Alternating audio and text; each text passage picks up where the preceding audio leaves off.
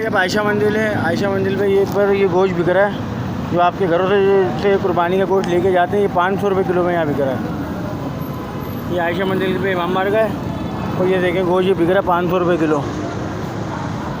खुदारा आप जो है ना अपने रिश्तेदारों को गोश्त दें, इनकी बांगड़ियों को गोश्त ना दें। ये आपके घरों से गोश्त जमा करके लेके जा रहे हैं और 500 रुपये किलो में बेच रहे हैं।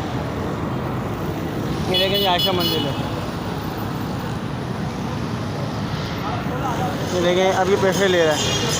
वो देखें वो बाइक से भी आया हुआ गोश्त लेके।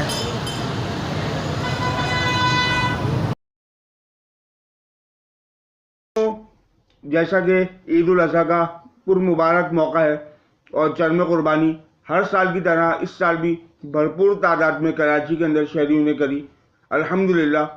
लेकिन अफसोसनाक अमल ये है, एक तो आलाइशों का मसला कराची के अंदर, सफाई सुथराई का नाकिस निज़ाम, और दूसरा मरहला जो आपके सामने ये वीडियो के कुर्बानी का गोश्त फ़रोख्त हो रहा है और ज़्यादातर रेस्टोरेंट के मालिकान इसको ख़रीद रहे हैं और जो मुस्तहिकीन है वो महरूम है। ये गलती हमारी है कि हम बग़ैर तस्दीक किए हर किसी को गोश्त दे देते हैं, लिहाजा एहतियात कीजिए।